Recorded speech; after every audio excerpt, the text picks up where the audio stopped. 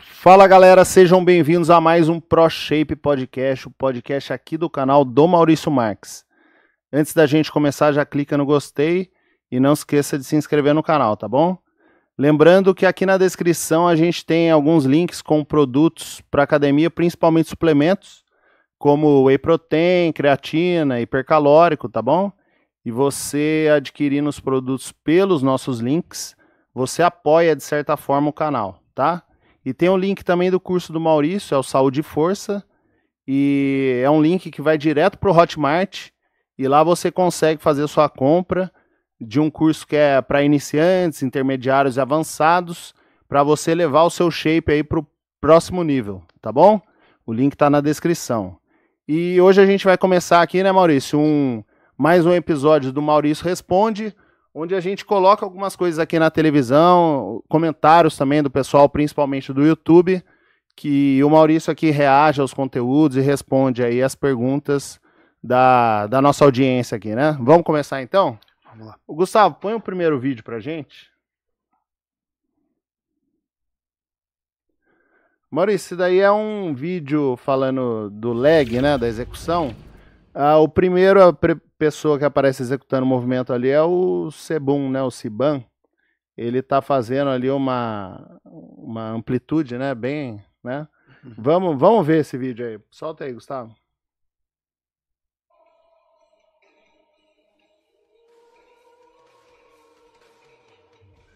Aí tá falando que essa outra execução aí tá errada, né? Esse último aí eu não tenho nem o que comentar, aí eu deixo pra você, Maurício. Mas então, Maurício, eles estão falando ali que... Sobe ali só, Gustavo, pra gente ver o começo da descrição ali. Quer crescer de verdade? Então para de fazer meia repetição no leg press. Quanto maior a amplitude, sem perder a boa execução, maior o recrutamento muscular, principalmente glúteo e quadríceps. Mas a pergunta é, Maurício, isso daí pode ser aplicado para todas as pessoas? Com certeza não, Célio. Sempre respeitando a individualidade, qual é o melhor exercício? Qual é o mais efetivo? Em qualquer músculo, peito, costas, perna, quanto mais longo e mais pesado, melhor. Então, ponto final. Quanto mais longo e mais pesado, melhor. Tá. Mas eu quero treinar pesado, certo? Eu posso fazer um movimento desse? E eu, por exemplo, jamais. Então, o que eu faria comigo e com os atletas? Teria o máximo de amplitude possível, confortável para o atleta, para que ele possa treinar pesado. Não adianta ele fazer longo e não ter estrutura para fazer pesado. A musculação funciona por causa da carga, não por causa do movimento. Então, máximo movimento e máxima carga, melhor destruição. Qual é a minha amplitude máxima que eu posso usar para treinar pesado? Não adianta treinar longo e leve. Então eu vou ao máximo da minha amplitude, dentro do máximo da minha amplitude, eu coloco o máximo da minha carga. Então eu não deixei de seguir o princípio. Maior amplitude, maior carga. Maior amplitude para o Seban com maior carga é essa amplitude e essa carga.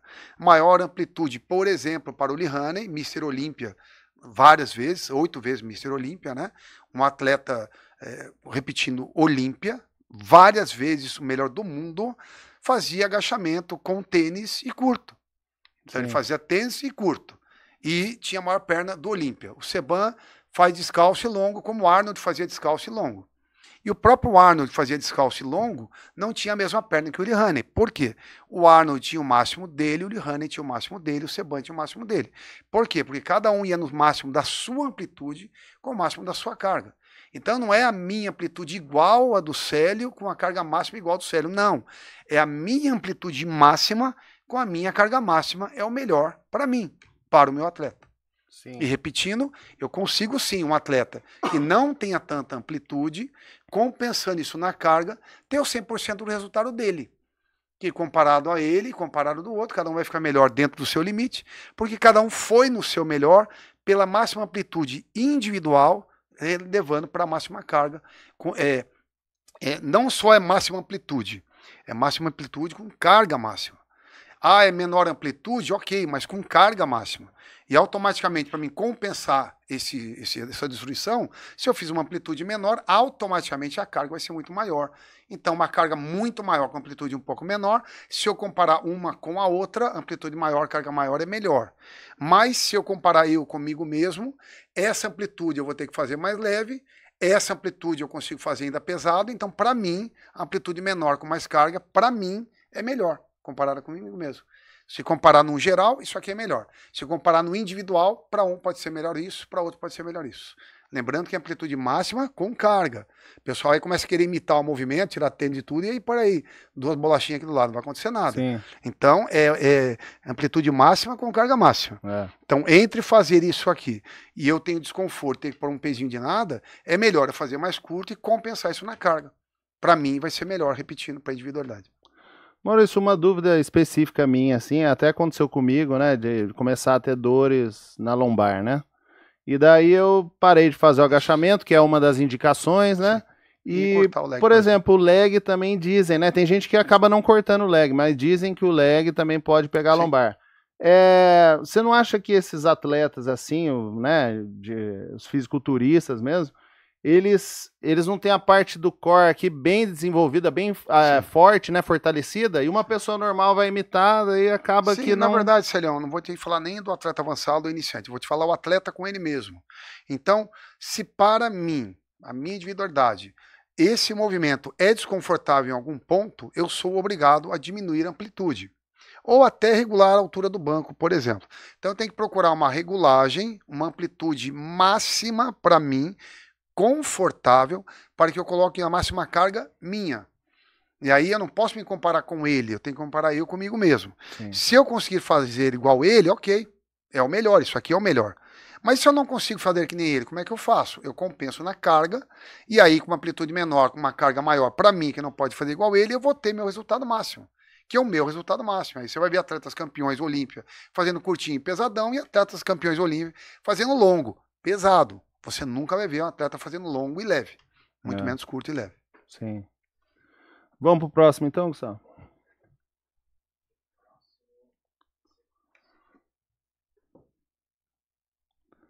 Maurício, esse daí, ó, é o Alex Teixeira, postou, mas eu acho que não é ele. Porque eu andei olhando as fotos dele, não é esse senhor, não. Aqui, ó, como vou explicar minhas 5 repetições em 2 séries válidas?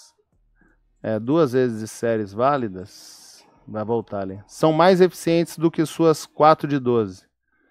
Aí isso daí depende do objetivo, né, Maurício? Bom, Celão, na verdade ele está mais relacionado ao biotipo do atleta do que necessariamente ao treino diferenciado dele. Treinar 5 vezes, 2 séries de 5 é melhor do que 4 de 12, depende do atleta, do seu biotipo e da sua resposta. Aquele que der maior pumping, respondeu que para ele é o melhor. Então, para ele pode ser melhor assim, para o outro atleta pode ser melhor 4 de 12. Como eu tentaria explicar isso? Eu explicaria especialmente pelo tipo de fibra muscular. Se há a predominância de fibra branca, então as minhas fibras respondem mais ao trabalho de pouco tempo e bastante descanso. Então, pouco tempo de contração com bastante intervalo, eu ativo mais fibra branca, exatamente o que ele faz ali. 5 repetições, provavelmente com tempo mais longo, 2 serinhas somente. Por que só 2 séries? Porque a carga, com certeza, que ele usou foi extremamente maior, e o que conta para mim ali é a carga e o tempo. Então ele põe um tempo menor de 5 repetições, mas ele compensa na carga. Então teve uma grande destruição. E para ele, esse atleta, 2 séries é o suficiente para ele gerar o pumping dele. Ele não tem por que ficar fazendo 3, 4, 5, até porque eu já comentei com você uma vez que eu cresci muito na minha época fazendo 3 séries por exercício. 3 exercícios, deu muito resultado, e eu aplicava isso na grande maioria dos atletas, né? E o atleta que com 4 de 12 vai ter maior resposta, eu posso explicar fisiologicamente que ele tem mais fibras vermelhas comparando do que brancas. São fibras que respondem a um maior tempo de contração, mais repetições, automaticamente menos carga usada, e especialmente com menos intervalo. Então, o intervalo aqui também é importante, tá? Se ele fizer 5 séries, 5 repetições, 2 séries com tempo curto, ele não consegue pôr tanta carga quanto ele poderia. Se ele dá um tempo longo, ele consegue também colocar grande carga. Então ficaria 5 repetições, pouquinho intervalo, carga menor, seria de pouca efetividade. Então, com certeza, ele deu um tempo maior aqui para poder fazer 5 pesadaço e depois descansar e fazer pesadaço de novo. E não 5, descansar um pouquinho e fazer de novo. Ele treinaria com menos carga, poucas séries, ele teria menos resultado. Lembrando, Celhão, qualquer treino funciona, isso que a gente tem que entender sempre. Ah, o seu treino funciona mais que o meu? Para você, mas o seu funciona e o meu não funciona? Ué, como que não? Eu conheço treinos de tudo que você pode imaginar, diferentes de Olímpias. Um Olímpia fazendo de um jeito e outro Olímpia fazendo de outro. Você fala, isso aqui tá certo, esse tá errado. Não, isso aqui tá certo e esse aqui tá certo.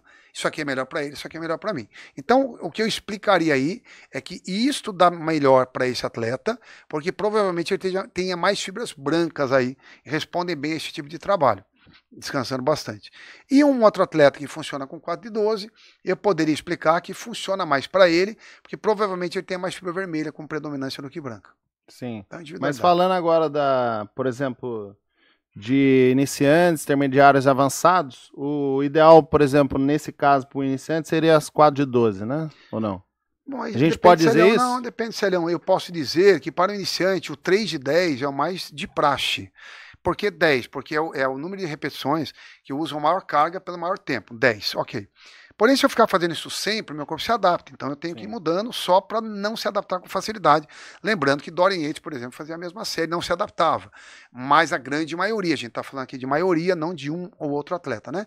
Então, para uma grande maioria, a gente iniciaria o atleta com 3 de 10, é o mais de praxe. Depois reduziria isso para 3 de 8, 3 de 6, para subindo bastante carga. E depois variando com 6 até 12, 3 a 4 exercícios, 3 a 4 séries, como um padrão já de avançado para frente. Então, repetindo, iniciante e intermediário, em torno de 3 de 10 seria de bom tamanho. E depois disso, ele ir testando cada vez mais diferente possível, até descobrir a sua individualidade. Lembrando que 3 séries a 4 séries, 3 a 4 exercícios de 3 a 4 séries é o que funciona num geralzão para a maioria dos atletas. E aí vai ter atleta de um extremo a outro, dependendo da sua individualidade. Tá. Próximo, Gustavo.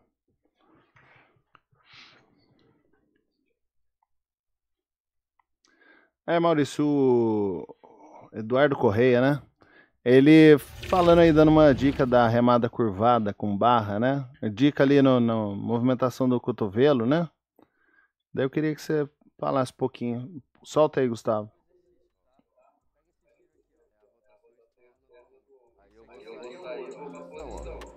Já com o complexo do ombro ativado, sai o quadril. Ó, agora eu não flexiono o cotovelo, eu levo a ponta do cotovelo para cima e para trás. Ponta do cotovelo para cima e para trás. Na hora de sair, eu vou levar a minha lombar para longe do ombro e volto. Esse aqui é o ouro do exercício. Pode tirar, Gustavo. Ô, Celhão, desculpe, é que eu estava vendo ali, estava lendo ali. Aqui, na verdade, o comentário aqui é isso mesmo, tá? A remada curvada é dos exercícios mais eficientes para dorsal. Pega tudo, trabalha tudo no máximo, né? Trabalha lombar, toda a musculatura posterior e lateral do dorsal. Porém, o melhor exercício para abertura dorsal são as puxadas. Melhor exercício para abrir dorsal, puxadas, barras puxadas. Melhor exercício para trabalhar todo o contexto de um dorsal, lateral, posterior, lombar, aí vem as remadas. Pode ser essa aqui entre as melhores. Eu prefiro a remada sentado, que você vai lá na frente, volta, como o Arnold fazia, como exercício mais completo para dorsal e também mais seguro, bem confortável. Com o triângulo lá, delta, o triângulo, né? Delta vai até o máximo, vem até o máximo, envergando para um lado e outro a coluna, seria o mais completo exercício para dorsal e mais seguro. Aqui eu já tenho exercício entre os mais completos, mas já não tão seguro. Já há uma exigência maior, não só da musculatura lombar, mas como do osso lombar. Uma coisa é forçar o meu músculo lombar, que é na remada, outra coisa é forçar também a ossatura, pelo próprio movimento, mas enfim, isso aí é biomecânica. O que eu quero dizer é o seguinte: esse movimento, ele tende a ser mais desconfortável no lombar do que na remada sentado, sendo que os dois são tão eficientes quanto. Então eu preferiria um que agride um pouco menos o meu lombar do que um que agride um pouco mais. Eu mesmo nunca consegui fazer isso, sempre senti desconforto, até por não ter o lombar, e na remada sentado longo eu tinha total eficiência para fazer, enfim. as remandas são melhores que as puxadas numa eficiência geral de dorsal. Na minha opinião, sendo sentado é um pouco mais confortável ou mais seguro do que o em pé. E as puxadas ou barras seriam melhor para abertura dorsal. Agora, esses detalhes, eu acho que eles são mais importantes. Detalhe ali do ombro, detalhes cotovelo, né? São importantes, logicamente. Mas mais importantes para alunos intermediários e iniciantes intermediários. O aluno avançado, ele tem que obrigatoriamente ganhar uma consciência corporal. Então, o atleta avançado, ele sabe como trabalhar aquele músculo. Se ele vai ter que abrir cotovelo, aproximar cotovelo, afastar, ele, com ele mesmo, se entende e sabe onde trabalhar. Então, esse atleta avançado, ele não vai olhar para isso. O cotovelo tem que estar na linha do ombro. Ele não vai olhar para isso. Ele vai olhar, cara, eu quero pegar esse músculo aqui, o que eu tenho que fazer? Qual é a pegada que eu tenho que fazer para pegar esse músculo? A gente tinha o Wilson Santos, que ele ensinava muito isso. Detalhinhos na pegada da mão para trabalhar lá em cima, lá do lado. Fala, cara, pisa na ponta do dedão, vai pegar a panturrilha lá do outro lado. Aí você fazia, realmente. Pisa no agachamento com a lateral dos pés, você vai sentir mais vasto lateral. Aí você pisava lá, realmente, isso acontece. Mas onde é que ele descobriu isso? Fazendo e procurando aquele músculo. Ele foi tentando tudo quanto é pegada para chegar naquele músculo ali especificamente. Então, o Wilson Santos, ele pegava o que o atleta já tinha como consciência corporal e vinha com algumas dicas novas, dizendo, cara, você quer pegar aquele músculo ali embaixo. Aperta mais aqui o dedão, põe mais para fora o cotovelo. Então ele vinha com essas dicas para atletas avançados. Agora, um atleta avançado tem que olhar, cara, meu ombro tem que estar na linha do cotovelo e tal para trabalhar esse músculo. Não, não é esse ensinamento que vai fazer isso. É a prática dele que vai fazer isso. E repetindo, iniciante, intermediário, sim. Precisa de biomecânica, precisa de física, precisa de estudos, de ciência, para levar segurança e efetividade. Não só efetividade. Sendo que o atleta avançado, ele já não está pensando tanto em segurança, está pensando mais em efetividade. E repetindo, quando ele percebe que aquilo não é confortável, ele ajusta ou muda de movimento, como a gente falou aqui de Dorian Yates, que não fazia agachamento, sentia desconforto no quadril. Ele não deixou a efetividade do agachamento de lado. Ele falou, cara, é o mais efetivo, porém, né, para mim, ele é desconfortável, vou ter que mudar. Então, o estudo, a biomecânica, a ciência, os estudiosos do assunto, eles são importantíssimos para trazer primeiro a segurança para o atleta, primeiro a segurança, e depois a efetividade. E repetindo, os atletas avançados não, estão preocupados com efetividade, como que ele mexe ali o cotovelo para acionar aquele músculo. E se ele então percebe que aquilo é desconfortável, aí ele adapta o movimento ou troca de movimento. Mas ele primeiro busca resultado, depois diminuir risco. O iniciante, intermediário, que depende do estudioso, ele vai primeiro fugir de riscos, para depois buscar efetividade. Então, acho que sim, isso é importante, mas é mais importante para o iniciante intermediário, na minha opinião, do que para o avançado. Sim, talvez o Eduardo Corrêa aí nesse vídeo, ele quis passar mais educativo, claro, né? Informativo, geral, né? Lógico. Ele não está falando especificamente aí para resultado extremo, né? Sim. Está falando aí como ativar tal parte melhor que a outra com segurança. É aquele negócio, o cara vê o atleta treinando e fala, mas tá errado, mas tá errado como, né? Tá errado pra quem, né? Gustavo, mais um aí. Maurício, a questão aí desse rapaz, ó, ele treinando aqui, como é que ele... Pode soltar aí que vai voltar o vídeo dele, eu acho, né? Desde o começo.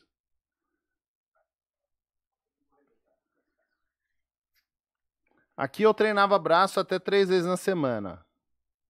Ele tá aí. 3 vezes na semana. E aqui estou há 5 anos sem treinar braço. Ele falou, o braço começou a crescer de verdade depois de 5 anos sem treinar braço. Maurício, assim, eu sou leigo, né, Maurício? Mas assim, tá na cara aí que ele andou tomando alguma coisa e tal.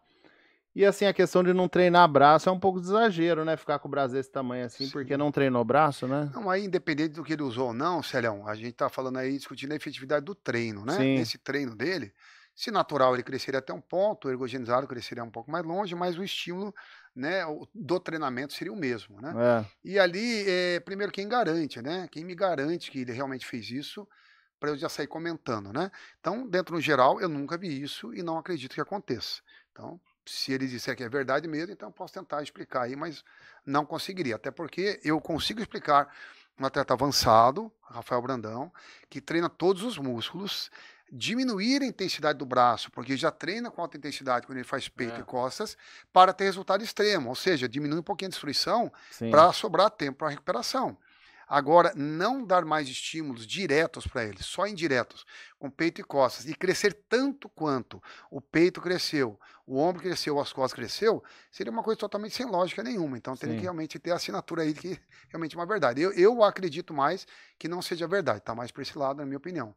5 anos sem treinar braço, e o braço crescer tanto quanto o peito, as costas e o ombro cresceram iguais, na mesma simetria, eu acho que não tem lógica nenhuma, né? Mas enfim. Nada de bíceps, nada de tríceps, ele fala ali, ó. Então. E o braço evoluiu. Logicamente, não tem sentido nenhum, né? Não tem sentido nenhum. Logicamente, não. Sim. Pode botar outro aí, Gustavo.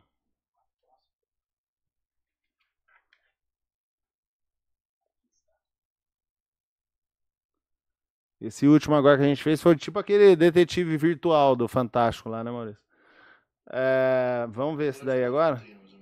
4 gramas por quilo de peso para atleta, assim. Hoje em dia o pessoal tá pregando que é 2 só. A gente faz 1,5. Tá bom, muita gente pregando um monte de coisa. Um monte de gente sem músculo ensinando o pessoal a ganhar músculo. Porra, dava certo os caras com 4 graminhas, até 5 gramas aí de proteína. Não sei o quê. O físico dos caras era foda fazer isso. Tinha artigo falando pra eles quanto de proteína que tinha que comer. Tinha algum especialista. Não.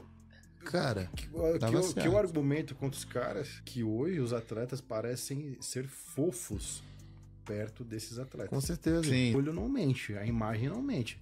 Você pega os caras de 2000 a 2010, os caras eram, porra, empedrado, irmão. Você gosta de trabalhar de quanto de proteína, mais ou menos? 4 gramas por quilo de peso. Bom. Consumindo 4 gramas, né, de proteína por quilo. Sim. E daí falando dos atletas dos anos 2000 ali, de 2000 a 2010, né, que tinham os físicos, né, bem mais impressionantes ali. O que você acha desse negócio da proteína? Ele fez um comentário ali que os atletas hoje estão mais fofos, né? Na verdade, eu acredito que é porque eles estão prontos muito rápido. Eles estão usando métodos para acelerar esse resultado, como a gente fazia antes com uma maçã, né? Você punha lá uma droga na maçã, ela ficava desse tamanho, mas, cara, a hora que você apertar, não tinha nada dentro. É o que estão fazendo muitos atletas hoje, querendo a pressa, né? E o físico não é micro-ondas, né? Não é a mesma coisa. Eu tenho que preparar, eu tenho que destruir, eu tenho que dar tempo para restaurar, eu tenho que acelerar sim o crescimento, mais do que o fisiológico, se eu quero resultado extremo, mas tem que estar compatível. Treino com proteína, com testosterona. Meu treinador na época falava, cara, o nosso jogo é três patamares. É o treino, a testosterona e proteína. Treino, proteína e testosterona. Ele falava, Maurício, não esqueça disso. Treino, proteína e testosterona. Lembra que a gente faz a brincadeira? Repete comigo. Treino, proteína e testosterona. Bom, então a gente usava lá anabolizante, logicamente, e uma quantidade de proteína suficiente para suprir a demanda desse anabolizante. Ele está pedindo para sintetizar tanto, eu preciso de tanto, né? Repetindo que é compatível à quantidade de ergogênio que ele usava, a proteína tinha que ser alta. Não estamos falando de padrão de saúde, de ciência, para fazer um estudo quanto o corpo aguenta, o que é saudável ou não. Nós estamos falando de atletas suprafisiológicos que estão treinando acima do normal, usando testosterona acima do normal, e a proteína, então, tem que acompanhar treino, proteína, testosterona. Sim. Então, os atletas do passado, eles faziam esse tripé, treino, proteína, testosterona, tudo alto, e durante muito tempo para então começar a apresentar o seu palco em competição. Então, eles esperavam estar pronto para subir. Hoje eu vejo que eles usam mais droga do que treino efetivo e proteína, usam mais anabolizante, ficam prontos rápido, mas quando sobe, fala, cara, tá faltando alguma coisa aí.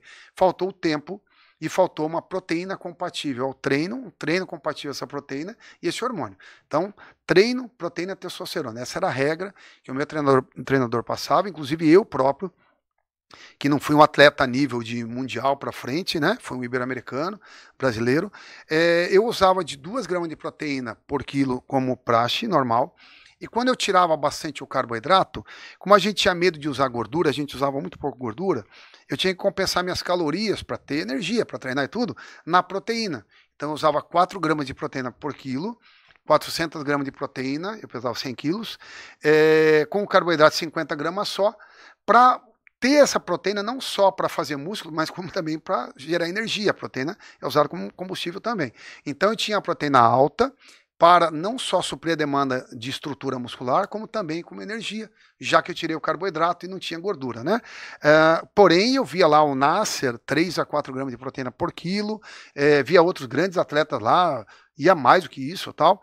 E dentro dessa proteína alta do passado, o que alguns atletas faziam para forçar menos o organismo, o intestino e tudo mais, era usar bastante suplementação, nesse caso, especialmente proteína hidrolisada, que é uma proteína quebrada, digerida, para que não sobrecarregasse tanto o aparelho digestivo, já dando o alimento digerido.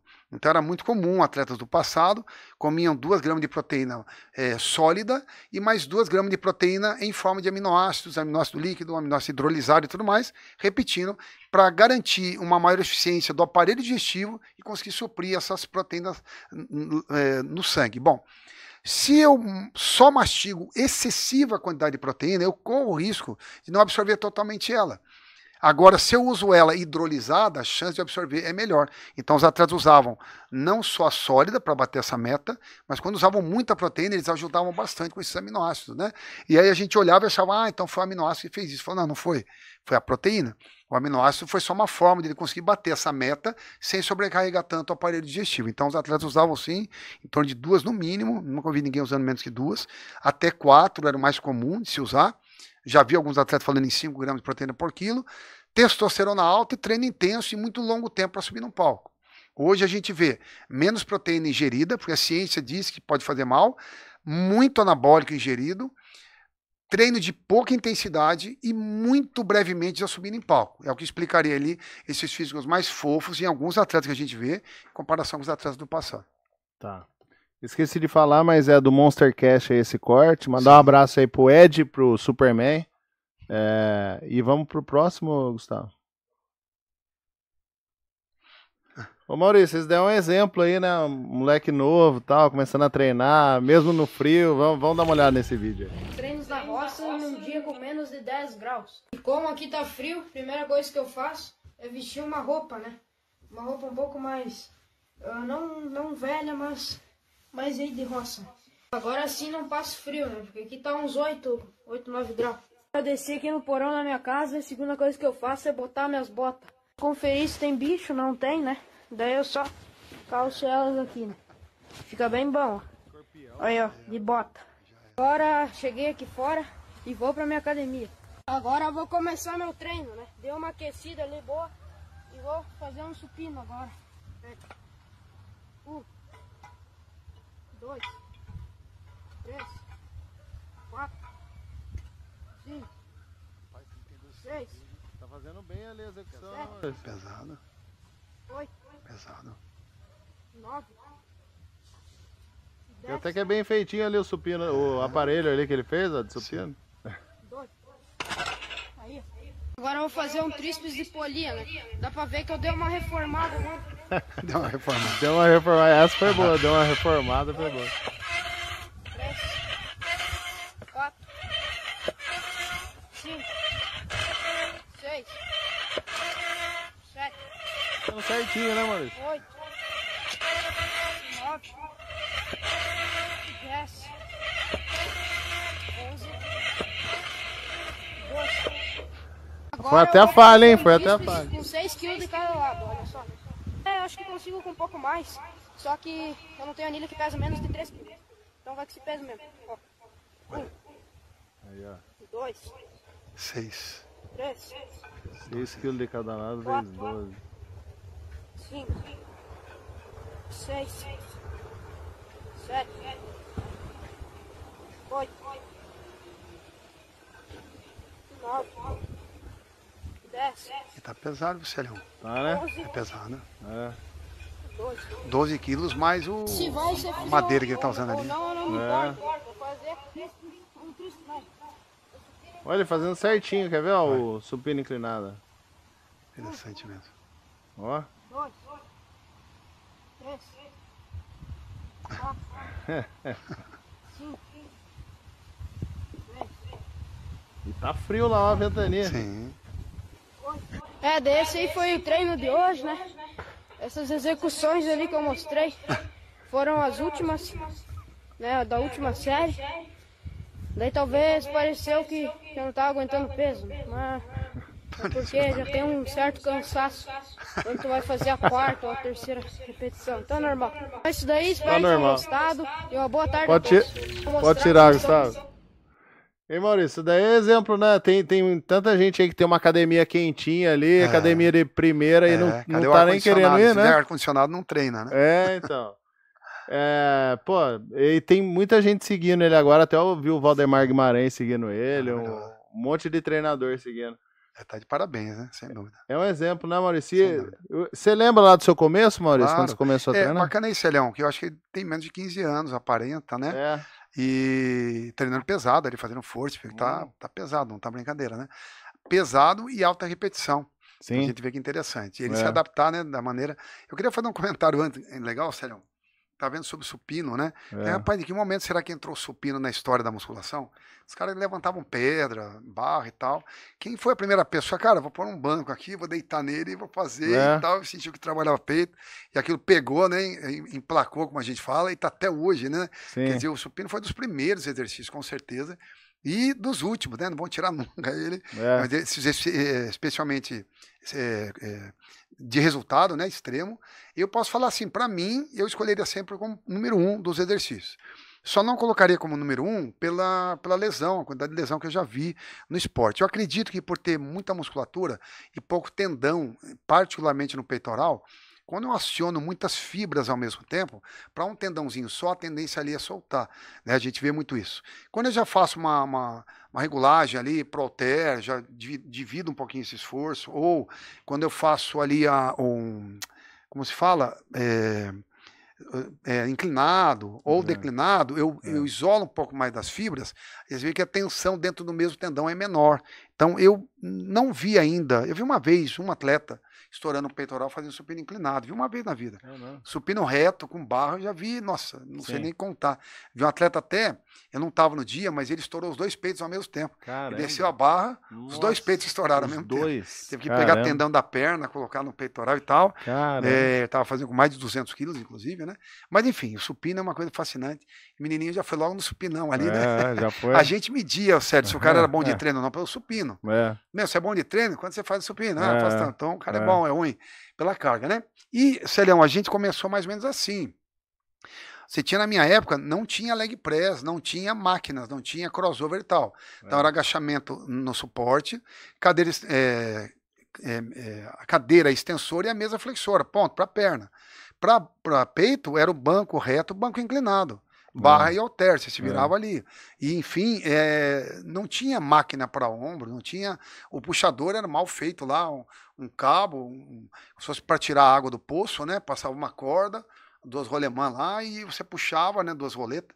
Você puxava ali, inclusive ficava balançando o peso. Você tinha que segurar o cara para ele não subir e ficar segurando o peso para não ficar balançando ele na cara da pessoa. E os caras fizeram físicos extremos naquela época. Sim. Tinha barra, fazia muita barra, né? Muita puxada. Era raro fazer remada, tinha mais. Acho que remada com barra era de pouco uso. Já usava a remada unilateral. Acho que o pessoal tinha um pouco de medo de fazer a remada com barra. Mas, enfim, com poucos exercícios bem feitos, né? Tinha esses resultados extremos. E a gente pedia mais exercício para o professor. Falei, professor, põe mais exercício na minha série. Ele falou, não, faz bem feito os que estão nela. Você vai ter mais resultado. Então a gente começava a fazer mais efetivamente os movimentos, ao invés de ficar acrescentando exercício novo. E os resultados vinham. Então a gente vê que o resultado vem. Menininho é novo, né? A gente não podia treinar antes de 15 anos.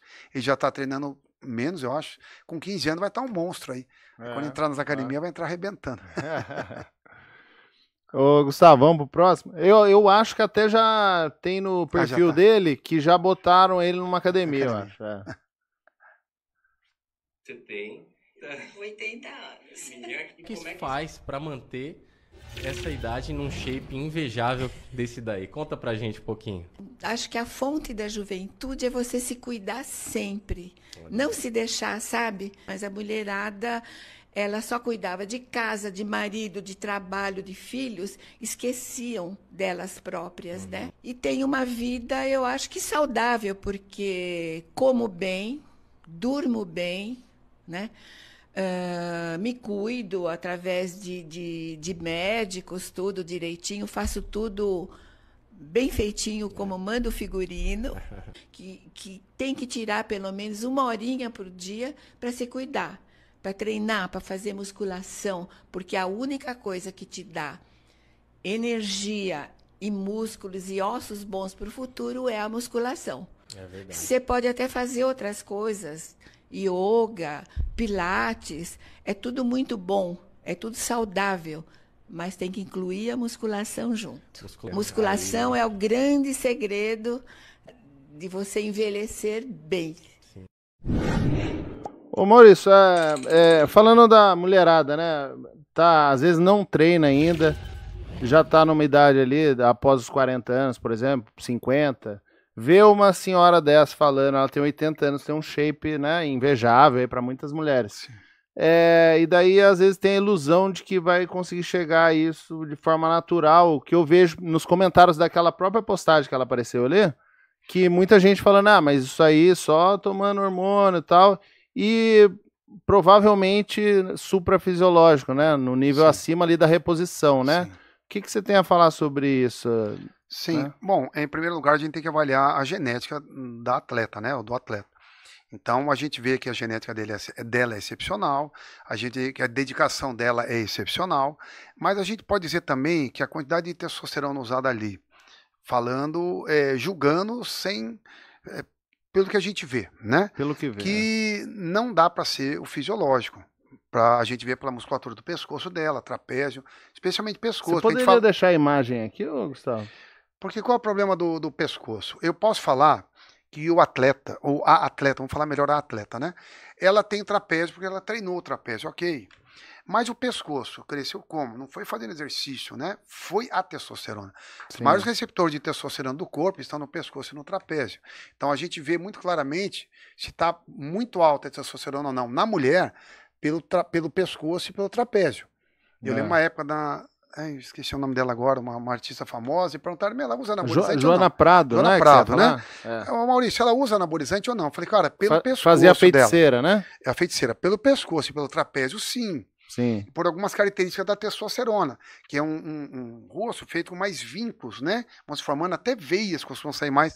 Sim. São algumas características, fora a diminuição da glândula mamária, crescimento de pelo e outras coisas, que a gente percebe que a dose ali é supra, né? Vem de fora, é mais, né? Não é reposição.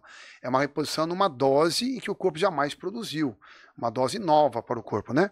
Essa dose, para ter resultado extremo, que aparentemente a gente pode dizer ali que está acontecendo isso, uma reposição com uma dose muito acima da suprafisiológica, porque eu falo isso baseado no quê? No pescoço, no trapézio e no tipo da pele, a textura da pele, né?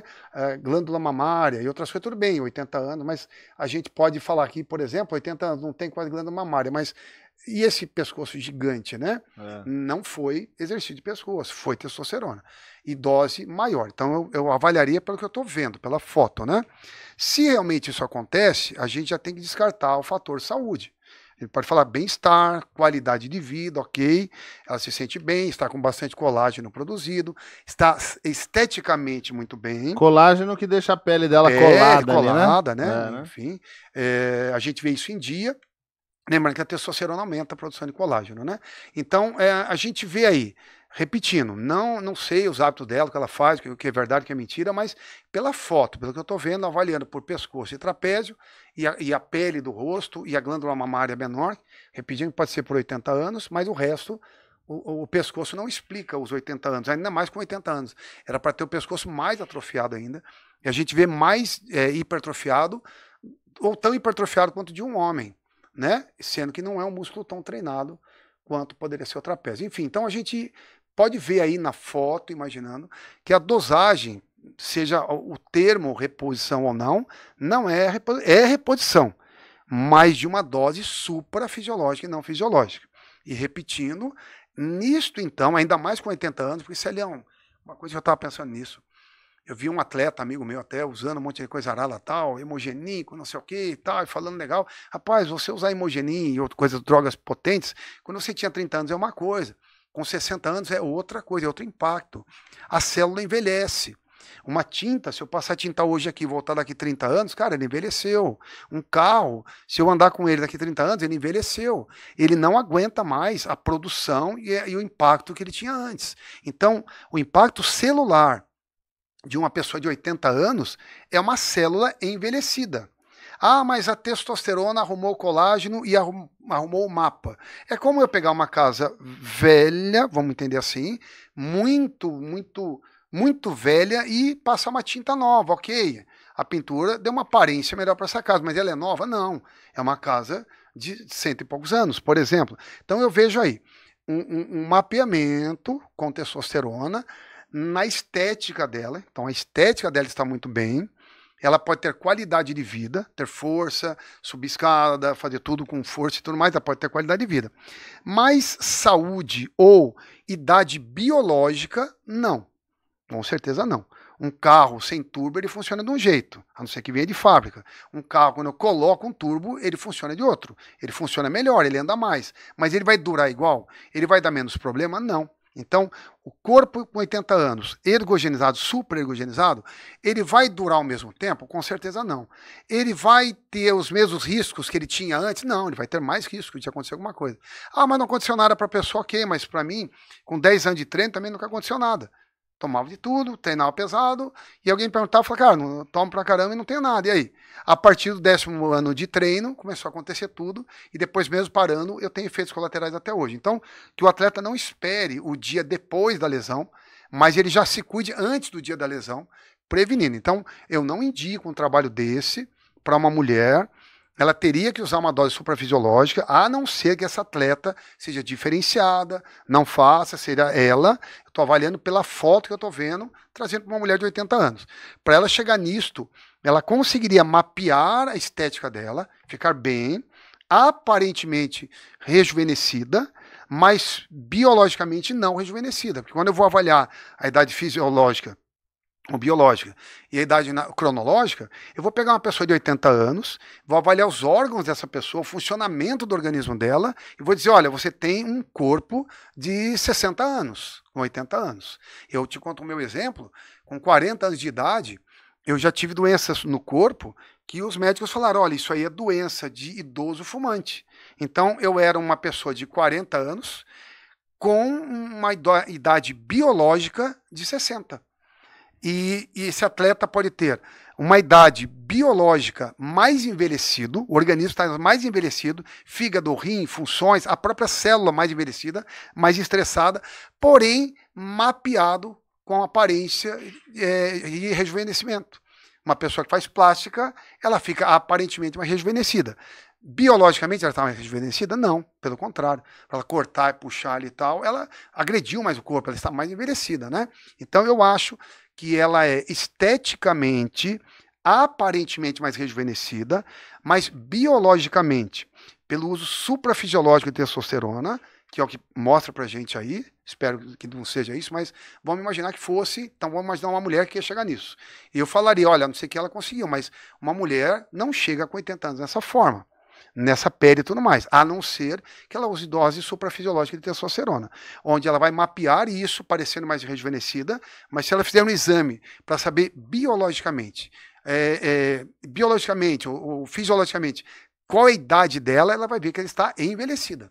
Sim. Ela vai durar menos, ela vai ter mais problemas de saúde, porque ela está usando um turbo, ela está fazendo um organismo que foi projetado para trabalhar com tanto de testosterona, provavelmente com a testosterona que um homem teria, né, para poder ter um físico desse. Então, a testosterona do homem na mulher, logicamente, é demais para a mulher.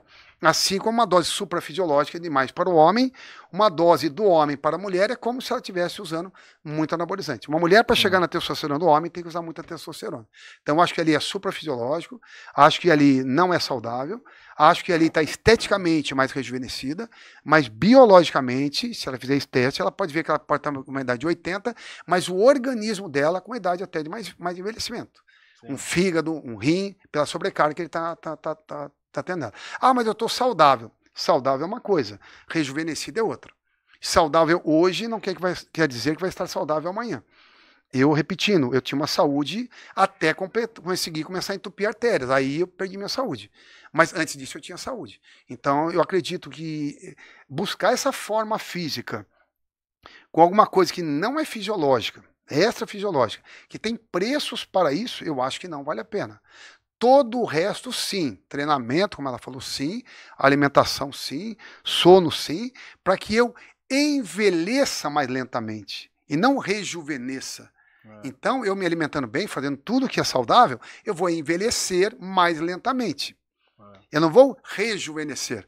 Não é porque você dormiu bem, comeu bem, treinou bem, que você vai ficar mais jovem. Não, você vai envelhecer mais lentamente. Então, eu acredito que ali, eu não posso falar que é sinônimo de saúde, não posso dizer que ela é rejuvenescida biologicamente, posso dizer que ela é rejuvenescida aparentemente, e não mais saudável. Apesar de ela ter qualidade de vida, ela está arriscando a saúde dela. A qualquer momento, ela está forçando o corpo a qualquer momento ter problema. Por quê? Porque uma dose suprafisiológica de testosterona num corpo de mulher, que não foi projetado para ter tanta testosterona, e ainda com idade. Com 80 anos, uma célula envelhecida a 80 anos. Sim. Então eu acho que eu não recomendaria para ninguém. Não seguiria isso como exemplo. Seguiria todo o resto, menos a dosagem do suprafisiológico, que é o que aparentemente a gente está vendo. Esperamos que não seja. Muita gente vai falar, mas ela tem 80 anos, tem uma rotina saudável de alimentação, né, do sono, igual você falou. E, pô, ela faz isso daí, não tá dando problema, né? Mas ela é um caso único, né? Caso único e não deu problema até agora. Não deu problema até agora. Vamos ver amanhã, né? Como é que ela vai acordar amanhã, o ano que vem, enfim. Que ela está forçando, ela está. Se ela vai ter problema ou não, a gente não sabe. Mas que ela está arriscando a ter mais problemas com uma dose suprafisiológica, com certeza. Mais do que ela teria riscos com uma dose normal de testosterona de uma mulher. Uma reposição hormonal de mulher, no corpo da mulher. Então, o que eu recomendo para as mulheres? Treinar todo o ritmo de vida dessa mulher, todo o ritmo dela. E fazer reposição hormonal, sim, com o médico na dose da mulher. Repor aquilo que ela tinha quando ela tinha 30 anos de idade.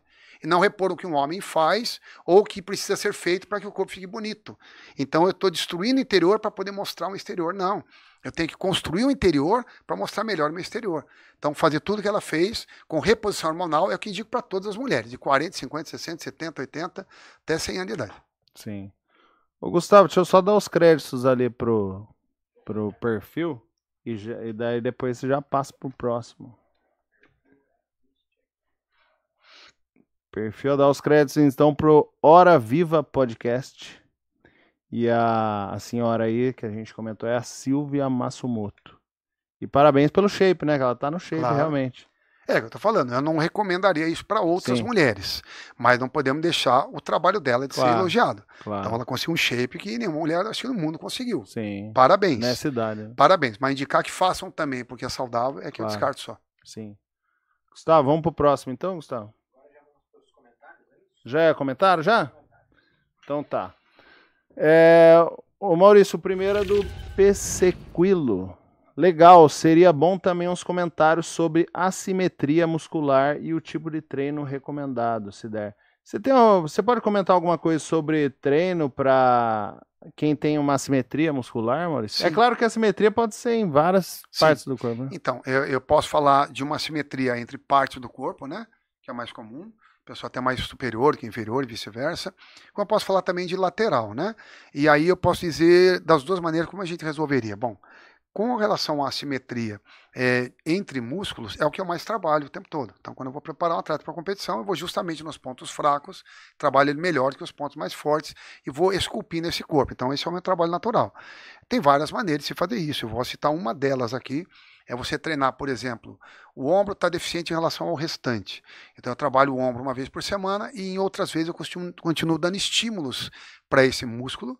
3 de 10 um dia, 3 de 10 outro exercício, 3 de 10 outro, para que esses estímulos deem a ordem que o músculo, olha, recupera rápido, né? Sim. Então, é muito usado. Uma outra maneira que eu já usei em mim e em alguns poucos atletas é eu parar tudo que tá bom e treinar só o que tá ruim. Sim. E depois, se eu arrumar aquilo, eu voltar a treinar o que tá bom. Então, uma segunda opção. E, repetindo, naturalmente, eu me deparo com isso em todo aluno, todo atleta. Então, eu vou dar para atleta, Célio, mais braço, então... Vamos treinar bastante o braço, vamos reduzir o resto. Ou vamos treinar ele pesado e vamos dar um estímulo nele. Enfim, tem N maneiras aí, uma delas seria essa. A simetria de lateralidade, antigamente era interessante que o pessoal, quando tinha um braço mais fraco e o outro, punha mais peso no braço fraco. Eu falei, cara, totalmente sem lógica nenhuma, né? Eu vou pegar a parte mais fraca e vou pôr mais peso do que eu aguento na parte forte. Então, parte forte eu ponho 10, é o que eu aguento. Aí eu vou pôr 12 para fazer o fraco, mas ele já tem menos força que 10, eu vou pôr 12. Ué, eu vou machucar ou não vou conseguir fazer o número de vezes. Então, totalmente errado, só de lógica, questão de lógica, não precisa nem testar, né? Então, o que eu faço? Eu treino um lado como ele tem que ser treinado, tá? Então, o lado fraco meu é o esquerdo. Então, eu estou fazendo 3 exercícios, 3 séries cada um. Então, eu faço 3 exercícios, 3 séries cada um, que é a minha destruição perfeita para ter resultados perfeitos. O esquerdo. E o que eu faço com o direito? Faço só um exercício, 3 séries. Então, eu trabalhei menos a parte forte e trabalhei no ideal a parte fraca. Eu não treinei mais. Sim. Porque quem diz que treinar mais do que o ponto é melhor, é pior. É negativo. Treinar é perda. Eu treino uma perda para ter um resultado. Eu treino uma perda para ter um resultado. Aí eu vou lá e treino mais para ter mais resultado? Depende. Se ainda é compatível a minha recuperação, ok. Se ela passou do meu ponto, eu estou destruindo mais do que eu estou ganhando, eu vou perder. Não só perder, como com risco também de lesão. Então eu faço para o fraco o ideal, e para o forte, eu tiro destruição, faço menos destruição para ele e faço o ideal para o fraco. Então, seria uma maneira aí de arrumar o bíceps com relação ao outro bíceps. Treino um bíceps normal e o bíceps já está mais forte, já está na frente. Faço um exercício só para segurar ele como está ou ter menos resultado. E faço o ideal para o fraco. E não mais do que o ideal. Sim. Mais do que o ideal é negativo. Tá. Então, obrigado aí pela pergunta, o Pessequilo. Próximo aí, Gustavo. Esse é aquele que tem 2, Gustavo? Ah, tá. Então, esse é o primeiro... Ah, o próximo? Tá. Maurício, esse daí é o Mauro Barão.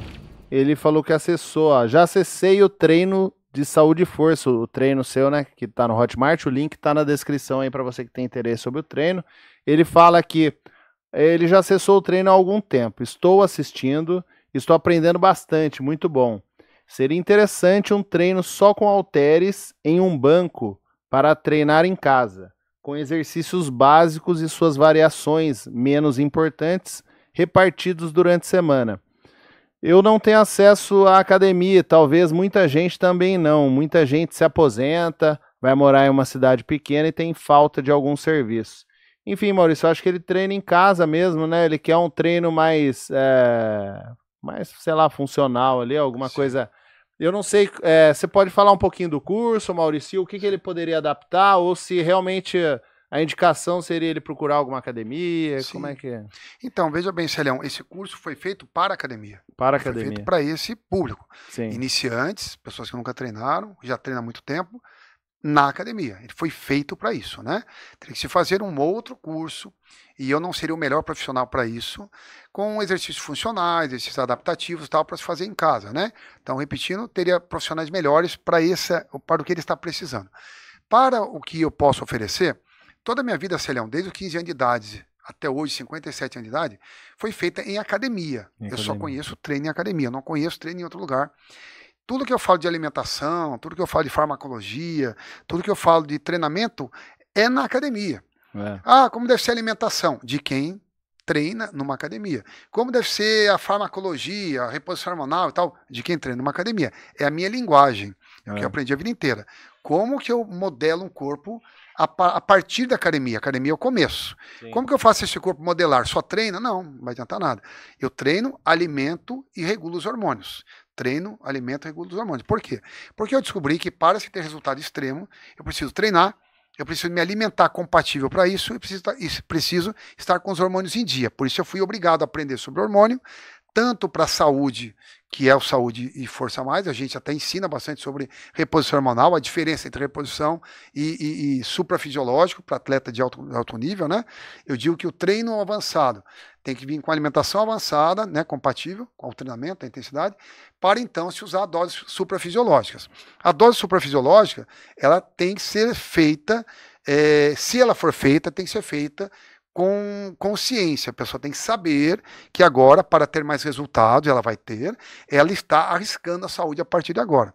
Quais são os cuidados que ela deve ter? Inclusive, eu falo alguma coisa sobre isso também no curso, né? Sim. Então, ela se identificar com uma pessoa que quer treinar com o próprio hormônio, ela pode ter pouco resultado. Se ela vai precisar repor esse hormônio, ela tem que repor pensando na saúde e nos resultados, e se ela quer fazer uma dose suprafisiológica, quais são os cuidados que ela poderia ter, né, para entrar nesse caminho, que eu não indico, e eu vou falar mais dos efeitos colaterais do que dos efeitos positivos, né, para a pessoa fazer a escolha dela da melhor maneira possível, que é o treinamento, com alimentação, com hormônio em dia, regulado, né, e repetindo tudo que eu aprendi, tudo que eu passei, ali eu estou dando dicas de como regular carga, como adaptar movimento, como evoluir na série, como adaptar para o iniciante, para o avançado, falo sobre a simetria muscular, quais são as dicas, tudo isso que a gente está falando aqui está resumido ali nesse curso. Sim. Eu acho que no caso dele, ele falou que quer um banco, com halter e um banco para treino. Eu acho que se ele conseguir o banco aí, os halteres, daria para ele fazer até um treino interessante ali, né, Maurício? Claro de peito, costas, tríceps. Repetindo, Célio, né, como eu falei no começo aqui, na academia que a gente treinou e tinha grandes resultados físicos maravilhosos, competitivos, né? A gente não tinha máquina, a gente não tinha leg press, por exemplo, não tinha crossover, não tinha máquina de remada, de ombro, nem nada, e fazia corpos perfeitos, né? Corpos perfeitos. Tinha uma base para fazer o agachamento, tinha uma mesa lá que fazia extensora e flexora, tinha um puxador só com uma corda amarrado, bancos, barras e anilhas, e ali fazia séries completíssimas, né? Então ali eu acho que seria legal, uma dica aí, ele ter bastante caneleiras, fazer trabalho com caneleiras, então não necessariamente com halter, mas caneleira, ela consegue bastante caneleira. Por exemplo, caneleira de 5 quilos, ele põe 2 no braço, são 10 quilos em cada braço, ele põe um halterzinho de 5, já são 10 quilos, sem precisar tanto peso, e a variação de movimentos passa a ser muito maior. Então eu acredito que ele com anilhas, com um banco, com bastante caneleiras, o máximo que ele puder disso aí, barra e tal, ele consegue se montar treinamento, onde, repetindo, eu não seria a melhor pessoa para indicar. Com certeza tem pessoas especialistas nisso, em como se adaptar, né? E eu sou especialista em como se usar de uma academia para ter resultado extremo. Sim. Então tá bom, obrigado aí pelo comentário do Mauro Barão. E o próximo agora, Gustavo? Agora são 2. Quantas séries por semana um natural deve fazer para hipertrofia? É o vídeo que eles comentaram, né? Então o primeiro comentário é do Alexandro Maia. Eu me sinto melhor treinando 2 vezes na semana, o mesmo grupo muscular. Sou natural, eu fico mais cheio. Sou natural e eu fico mais cheio treinando assim, mestre Maurício. Graças a Deus o senhor apareceu, muitas perguntas que eu tinha foram respondidas pelo senhor. Eu sou autodidata, estudo, filtro o que é bom, o que é ruim, né? E testo em mim os exercícios. Estou aprendendo muito com esses cortes. Deus o abençoe muito. Amém. Agora o próximo embaixo dele, ele fala que gosta de treinar 2 vezes, né? E daí o de baixo fala... eu costumava treinar o Jefferson Bittencourt. Já eu costumava treinar 2 vezes por semana, natural. O segundo treino sempre tinha um rendimento baixo. Mudei minha estratégia para 1 vez na semana, um músculo por dia. Tive melhores resultados. Estou sempre me sentindo bem e ativo. Cada um encontrou um jeito, né, de treinar, né, Maurício? Perfeito. O que você pode falar aí sobre o... Perfeito. Posso garantir, eles mesmos estão garantindo isso, que tanto um quanto o outro funcionam. Você vê que um deles teve 10 curtidas, é sinal que são pessoas que treinam dessa forma. Entendi. E o outro teve 7. Também 7 pessoas que treinam igual, perfeito, entendeu? Perfeito. Que se você pegar num geral, eu acredito que a maior parte vai treinar 2 vezes por semana. Porque foi como tudo começou. A gente começou treinando 2 vezes por semana, né? Eu iniciei nos primeiros treinos, a gente seguia a série do Arnold, né? Que mais vinha pra gente. Era 3 vezes por semana cada grupo. Então você dividia em A, B, 6 vezes por semana. Sim. E eu tive resultados. Ganhei mais de 15 quilos em pouco tempo, com anabolizantes, não era natural. Porém, no iniciante tudo funciona. Né? Funciona mais fácil, tudo é novidade e tal, o corpo se adapta mais rápido. Depois disso, o corpo foi se limitando, se adaptando, e aí nós começamos a fazer treino ABC, foi o que começou a chegar pra gente e tal. Esse ABC eu fiz a maior parte, muitos anos, vamos falar assim, muitos anos. Tive grandes resultados. Porém, um pouco antes de começar em competições, eu tinha em torno de 10 anos de treino, 8, 10 anos de treino, eu encontrei um treinador. Então a minha indicação aí para quem é autodidata, que pelo menos um período da sua vida, contrate ali um personal, um um coach, porque esse personal coach também é uma pessoa didata, também é uma pessoa que estudou muito, praticou em muitas pessoas e pode dizer de repente para ele, olha, testei um treino assim, assim, com as pessoas e pelo seu perfil, eu acho que o que vai encaixar para você é isso aqui. É o que eu faço hoje. Então, eu pego toda a experiência do que eu fiz, toda a experiência do que eu apliquei em atletas e vi cada perfil que funciona mais para já começar com o atleta, aquilo que pode estar afunilado mais para ele. Visto que ele estudou um tanto e o coach, logicamente, ele vai procurar alguém que estudou mais, que teve mais experiência em si próprio de preferência e também em atletas, que pode dizer para ele, olha, para você, pelo seu perfil, vamos tentar assim, que eu acho que funciona mais. E aí então, ele pegando isso, inclusive, do que eu passei para ele, que depois que eu passei de 2 vezes por semana para 1 vez por semana, através de um treinador, o Wilson Santos, os meus ganhos foram expressivos, já com muito tempo de treino. Então, eu ganhei muito fácil no começo, tudo funcionaria ali, 3 vezes por semana, parou os resultados, 2 vezes por semana eu tive muito resultado, e depois já quase 8, 10 anos de treino, já estando ali bem desenvolvido para mim mesmo, comparando eu comigo mesmo, eu estava bem desenvolvido, e o treino 1 vez por semana revolucionou, deu um passo muito longe, longo, com menos chance de lesão, porque o músculo estava sempre desinflamado, anti-inflamado, logo depois do treino. Lembrando que o estímulo à hipertrofia, um deles é a inflamação.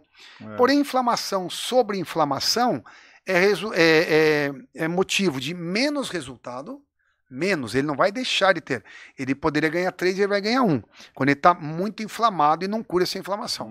Como também ele está sempre arriscado a se machucar por estar com o músculo sempre inflamado. Ele já começa um treino com ele inflamado, ele não tem certeza se do último treino já anti-inflamou totalmente para poder já dar o segundo treino, ele não tem essa certeza. Ele vai meio que no risco, então ele pode acumular inflamações. Então uma dica aí seria, se ele treina 2 vezes por semana, periodicamente, a cada 3 meses, por exemplo, parar umas 2 semanas de treinar, descansar o corpo, relaxar e tal, deixar toda a inflamação ali zerar, para começar novamente. Para não acumular inflamação sobre inflamação, que há o risco no treino 2 vezes por semana. Sendo que no treino 1 vez por semana não há este risco. E uma vez por semana já deu tempo total de dar inflamação, recuperar, regenerar, crescer e desinflamar totalmente, ou anti-inflamar, é a mesma coisa, anti-inflamar até o próximo treinamento. Então eu tenho uma garantia maior de menos inflamação, de uma inflamação eficiente, o resultado eficiente, com uma anti-inflamação total para começar uma nova sessão de treinamento. Sendo, repetindo que 2 vezes por semana eu corro o meu risco de acumular inflamação sobre inflamação e lá na frente ele começar a ter menos resultados lá na frente. Ele pode começar bem e de repente lá na frente não. Começar a limitar os resultados e até riscos de lesão. Então, vendo pelo custo-benefício, eu ficaria com 1 vez por semana. Atletas que fizeram 2 quando passaram para 1 vez por semana, graças a Mike Mentzer no passado e Dorian Yates, que mostrou isso na prática. Um atleta que já estava no mais alto extremo nível, ganhou mais 8 quilos de massa magra quando ele passou a treinar um músculo por semana. E aí a maior parte dos atletas buscaram isso, porém, maior parte do que isso foram os atletas que já começaram lá, então todo mundo veio de 2 vezes e alguns migraram para 1, talvez seja por isso que a gente vê mais pessoas curtindo o treino de 2 vezes do que de 1 vez por semana. A maior parte do pessoal já veio de 2 vezes, poucos atletas experimentaram 1 vez para ver como que é. Então a minha sugestão é experimente, aplique você como autodidata ou com um coach, provavelmente ele vai fazer isso com você, experimente 2 vezes, depois experimente 1 vez e vê qual funciona mais. Os 2 vão funcionar com certeza, porém um pode ser melhor para você do que o outro. Repetindo que o treino de 1 vez por semana, na minha opinião, além de ele ser mais efetivo, na minha opinião, ele também é mais seguro por acumular menos inflamação. Tá. Obrigado aí pro Alexandro Maia e pro Jefferson Bittencourt, então, pelas perguntas. Tem mais quantos, Gustavo? Tá, vamos então pro próximo. Até falando aí sobre as séries, né, Maurício? Se for o Chagas, ele falou, se for analisar um ABC uma vez na semana, eu acho, né? É semelhante ao ABCDF, tendo em vista que o músculo A só será treinado na outra semana. É parecido, né? O treino, a mesma coisa, né? Até eu trabalho muito assim. Eu venho com uma estratégia para você. Serião, vou treinar 2 vezes por semana cada grupo. Ou eu posso falar, olha, vou treinar a perna 2 vezes e o braço 1 vez, por exemplo. É uma estratégia ali. Aí a segunda pergunta, depois que eu bolei a estratégia, o que eu vou perguntar de você é qual a sua disponibilidade. Sim. Você consegue treinar 2 vezes por dia, 1 vez só por dia, 5 vezes por semana, aí eu vou pegar essa estratégia e adequar. E aí seria exatamente o que ele está fazendo. O treino de ABC 1 vez por semana, cada grupo treina 1 vez, como aqui mais dividido, também treina 1 vez. Qual é a diferença aí? A diferença é que os dois tiveram o mesmo estímulo, vão ter o mesmo resultado, porém, aqui eu tenho um treino mais longo, que exige uma liberação maior de cortisol, e aqui eu treino um treino mais curto e que eu faço a mesma destruição, mas com uma liberação no meu organismo de menos cortisol, porque o tempo de treinamento foi menor. Então aqui o músculo destruiu igual, também descansou 6 dias, igual, porém o treinamento, o organismo, foi muito mais exigido aqui com cortisol do que aqui. Então, se você for comparar aqui, os dois são bons, funcionam igual, porém aqui eu libero menos cortisol no meu organismo diariamente e aqui eu tenho uma liberação maior de cortisol. Cortisol, ele é um estímulo para a hipertrofia, mas também ele não pode estar à frente do anabolismo. A minha destruição, que é o estímulo para a construção, não pode estar maior do que a minha construção. Então eu corro o risco aqui de gerar muito cortisol o ABC, de uma né? ABC, de uma vez só, uma destruição muito grande, sendo que eu liberar um pouco no meu dia é diferente do que eu liberar algumas vezes por semana muito. O ideal é que eu libere cortisol mais dias em menor quantidade. E sempre deixo 1 vez por semana para não liberar nada de cortisol, o mínimo possível. Como? Se alimentando a cada 3, 4 horas, é uma maneira, estando mais relaxado possível e totalmente destreinado. É uma maneira de, naquele dia, eu ter um anabolismo muito maior do que um catabolismo. E repetindo novamente, voltando para cá, um pico alto de 3 vezes por semana de cortisol é pior para o organismo do que um pico baixo mais vezes por semana, respeitando 1 vez de descanso. Sim. Então, obrigado pela pergunta aí, o Chagas. É o próximo agora, Gustavo? É o Renato Leopoldo Vaz. É no vídeo aí do último papo nosso com o Paulo e com a Gisele, Paulo Santos e Gisele Luz. O Renato falou: salve mestre, qual sua opinião sobre treinar até a falha em todas as séries de trabalho, como faziam os fisiculturistas old school? Abraços. O que você acha? Bom, isso aí os fisiculturistas old school respondem. Lógico que era melhor, tanto é que eles faziam e mostraram isso, né? Sem dúvida é melhor, é aquilo que eu falei. Se eu vou fazer 10 repetições, é com uma carga que eu não faça 11, até a falha máxima, né? Não tenha dúvida que é o ideal.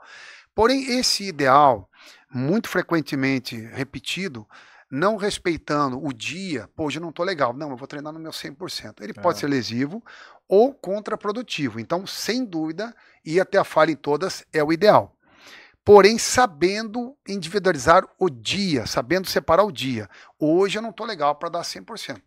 Aí uma estratégia é não treinar hoje e deixar para amanhã fazer o 100%, ou treinar hoje com 70%, 80%. Então, seria o ideal para aquele treino. Entre treinar o máximo e treinar menos, o máximo é melhor. Porém, treinar o máximo todos os dias eu corro riscos. Então, o coach ou o atleta tem que ter uma noção de quando eu posso chegar no meu máximo e quando eu não posso chegar no meu máximo.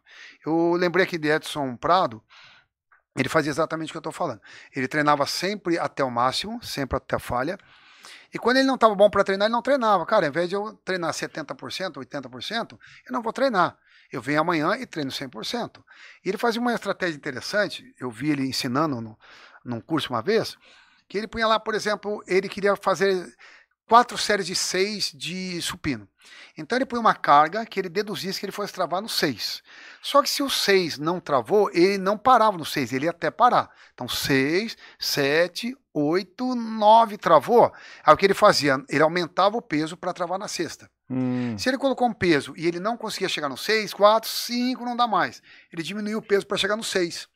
Sim. Então ele ia regulando a carga, ia fazendo mais ou menos repetições, buscando aquele número que ele estipulou. Sim. Então ele ia até a falha e aumentava para parar antes. Parava antes, ele diminuía para chegar naquele número. Então, em cada treino, cada série, ele ia até a falha. Logicamente, o ideal nesse tipo de treinamento é um parceiro do lado. Com certeza ele fazia isso. Senão gasta muita energia, não, né? Cara, se eu arrisco, vou tentar mais uma. Cara, não deu. Tem que ter alguém sim, perto. Não, e toda hora manipulando os pesos também, né? Mais difícil. É mais difícil. Então, obrigado, Renato. Mas é o melhor. Renato Leopoldo Vaz. Valeu aí pela pergunta. E a última, né? Vamos para a última, então, que é do André Silva Lima.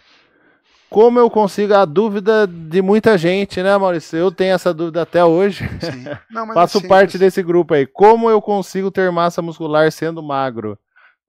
Ele falou no vídeo de carboidratos, ó. É o vídeo sobre carboidratos. Perfeito. Qual Bom, que é o que você pode falar aí pro pessoal que quer ganhar massa muscular e é magro, Maurício? Sim, primeiro a gente tem que definir aquilo que eu comentei uma vez com você, Célio. Por que uma pessoa é magra e outra é gorda, de repente comendo igual, né? Porque uma gasta mais energia que a outra parado. Então, tá dormindo, tá gastando tanto, o outro tá dormindo, tá gastando mais ou menos, né? Isso define a pessoa ter facilidade para engordar ou emagrecer, se ela não tem nenhum problema de saúde, com insulina, com tudo. Porque então essa aqui engorda e essa aqui emagrece comendo a mesma coisa. Esse tem um metabolismo rápido, esse tem um metabolismo lento, ponto. Fora o metabolismo, o que ele está perguntando aqui é como eu consigo ganhar massa muscular. Massa muscular está envolvido com anabolismo. Sim. Então eu posso ter um bom anabolismo, ser um atleta que anaboliza com facilidade, ou um atleta que anaboliza menos. Eu posso ter ganhos com mais facilidade, outro ganhos com mais dificuldade. Então, independente dele ter mais facilidade ou mais dificuldade, ele tem que fazer um treino compatível com o pumping, exigir que o músculo recupere isso em maior quantidade para que aconteça hipertrofia máxima minha e máxima sua. Como é que eu vou saber isso? Eu preciso de um mínimo de proteína e carboidrato para garantir que daquele treino eu vou ter uma alimentação que vai ter o que eu preciso de proteína para estruturar, para a estrutura do meu músculo, como de carboidrato, tanto para treinar bem quanto para fazer glicogênio e hidratar bem essa fibra, e ela estará aparentemente visível. Do contrário, ficaria murcha, eu não veria os resultados como eu vejo quando o carboidrato está em dia. Bom, então vamos dizer que uma pessoa magra precisa de X de proteína e X de carboidrato, tá? E que é aquela massa muscular. Então, eu quero tanto de massa muscular, eu fiz um treino intenso, eu preciso de tanto de proteína e tanto de carboidrato. O outro tem um certo anabolismo, então ele projetou ali para o anabolismo dele, como tem que ser o treino e quanto ele precisa de proteína e carboidrato. Ok. O que vai mudar então? É ele ser gordo ou magro? Não. O que vai mudar no gordo ou magro é que o magro, além de bater a meta de proteína e carboidrato, além disso, ele precisa sobrar calorias. Porque como ele queima muita caloria mais do que o outro, ele corre o risco de consumir em calorias toda a proteína e carboidrato que ele usou. Então ele usou proteína e carboidrato, ele queimou tudo aquilo para ter energia, não sobrou para fazer músculo. Então como é que ele faz para garantir que vai sobrar para fazer músculo? Comendo mais calorias. Então ele coloca a proteína, o carboidrato tem que pôr, e aí enche de calorias, não importa aí se é doce, se é gordura, não importa.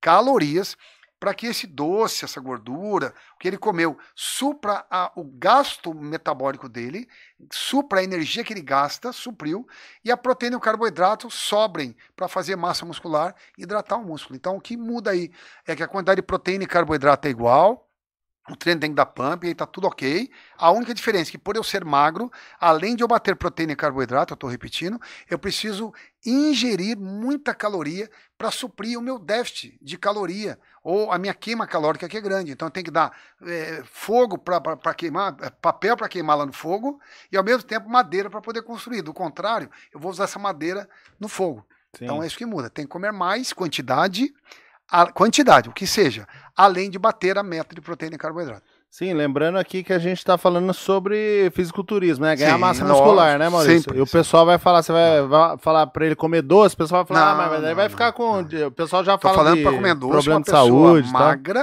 magra, que o objetivo aqui não é saúde nessa conversa. É ganhar massa muscular. Sim. Ele precisa comer proteína e carboidrato suficiente e garantir com calorias, e aí se ele vai ter saúde ou não é outro problema, com calorias para poder ganhar massa, e essas calorias, para garantir que a proteína e o carboidrato sobrem, não importa de onde venha, importa que tenha energia. Sim. Então ele dando energia, seja do doce, seja da gordura, que não é o ideal, mas que vai garantir essa queima calórica e vai sobrar proteína e carboidrato para o músculo.